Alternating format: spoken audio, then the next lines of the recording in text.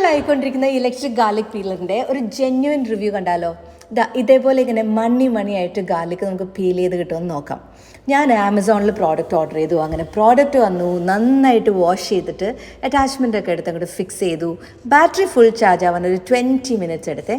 എന്നിട്ട് അടർത്തി വെച്ച ഒരു ബൗൾ ഗാർലിക് ഇട്ടിട്ട് ലിഡൊക്കെ ക്ലോസ് ചെയ്ത് ഈ പീലിംഗ് ബട്ടണിൽ പ്രസ് ചെയ്തു. അനങ്ങണില്ല. എനിക്ക് നല്ല ദേഷ്യം വന്നേ. നേരെ ഓപ്പൺ ചെയ്തിട്ട് ഹാഫ് ഓഫ് ദ ഗാർലിക് എടുത്ത് മാറ്റി വീണ്ടും കുറച്ച് മാത്രം ഇട്ട് ട്രൈ ചെയ്തപ്പം അത് പതുക്കെ അനങ്ങി തുടങ്ങി.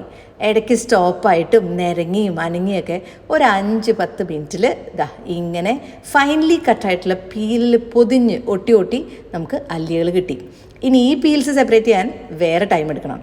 എൻ്റെ ഫീഡ്ബാക്ക് പറഞ്ഞാലുണ്ടല്ലോ, flimsy product, extremely cheap quality, too much time and unnecessary effort to clean a small quantity of garlic.